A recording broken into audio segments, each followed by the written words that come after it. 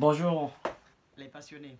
Alors aujourd'hui je vais vous parler d'un sujet où on aborde très rarement, ce sont les pattes des oiseaux.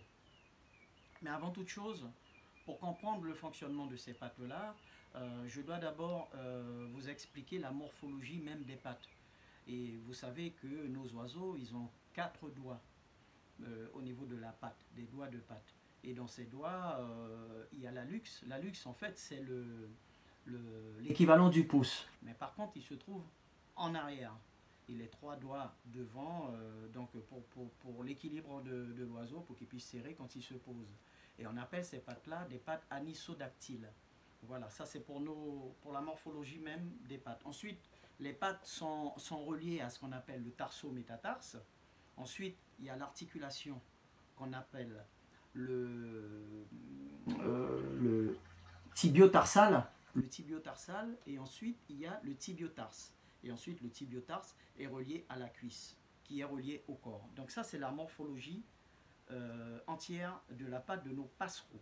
Puisque par exemple les perroquets ou les oiseaux de proie, ils ont un autre système, une autre morphologie, qui est constituée différemment. Donc pourquoi je vous parle aujourd'hui de ce qu'on appelle les ongles? On a un problème aujourd'hui, on le voit dans pratiquement tous nos oiseaux en captivité, c'est qu'on a des ongles qui poussent énormément. Alors il y a deux types. Il y a des oiseaux qui ont dans leur génétique des ongles qui ne poussent pas beaucoup. On voit que le bout de l'ongle est très pointu et c'est très très court. Et on n'a pas trop de problème avec ces oiseaux-là. Mais ça, c'est plus la génétique qui est transmise par les parents. Et on a la grande majorité de nos oiseaux qui sont nés en captivité depuis plusieurs générations développent une protubérance au niveau des ongles. Les ongles poussent beaucoup plus longs.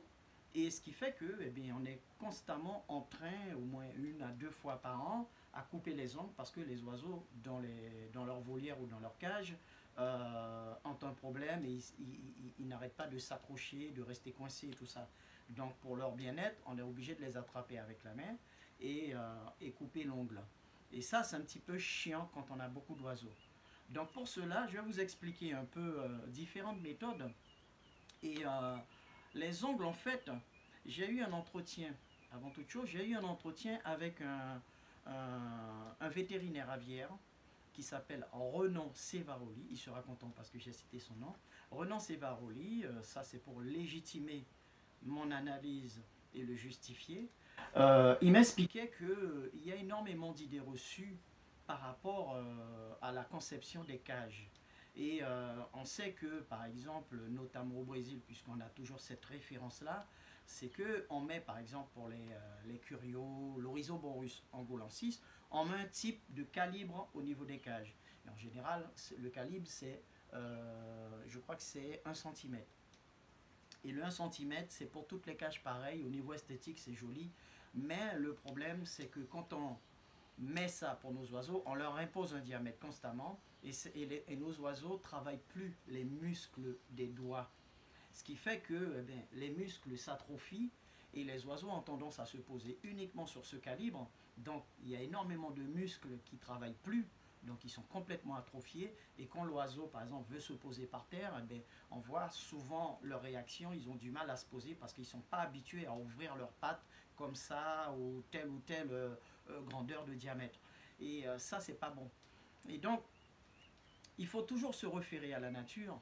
Les oiseaux, on sait que les oiseaux se posent n'importe où dans la nature. Ils peuvent se poser autant sur des brindilles que sur des troncs d'arbres où ils s'accrochent ou sur divers calibres de branches. Et donc, ils ont l'habitude. Et les oiseaux ne se taillent pas. Il n'y a personne qui taille les ongles des oiseaux. On est bien d'accord. Donc, ça se fait naturellement. Pourquoi?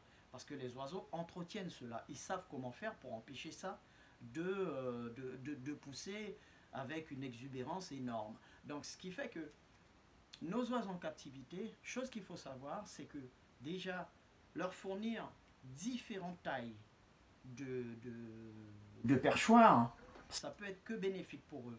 Au début, si, admettons, après cette vidéo, vous décidez de faire l'expérience, vous verrez qu'ils vont toujours choisir au départ les tailles standards qu'on leur a imposées depuis des années.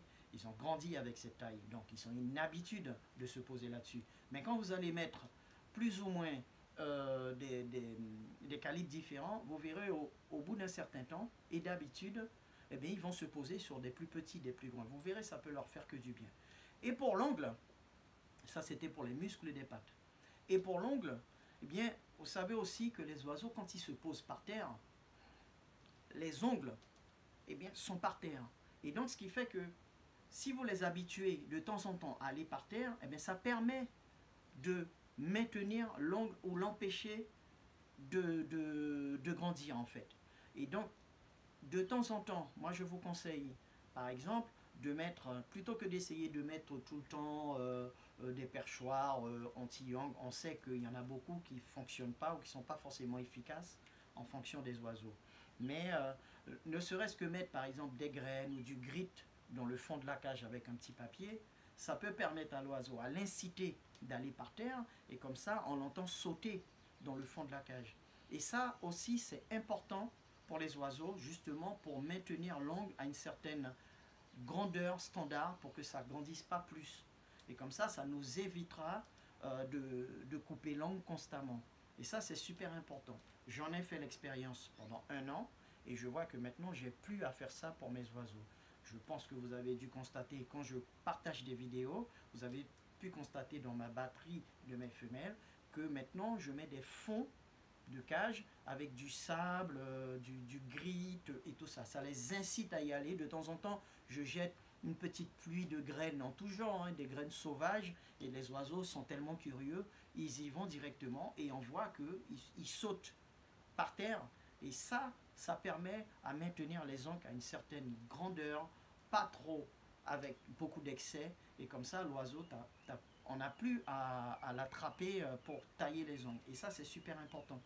Parce que on a toujours tendance à refaire, à reproduire ce qu'on nous dit sans forcément comprendre le sens. On le fait parce que tout le monde le fait. Mais en fait, il y a des gens comme moi, comme beaucoup d'autres, qui essaient de trouver une explication et essayer de développer pourquoi on fait ça.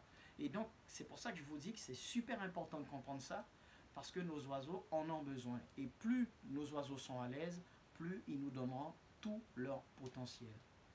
Merci, j'espère que cette explication vous éclairera dans vos prochaines interventions. Bonne journée à tous.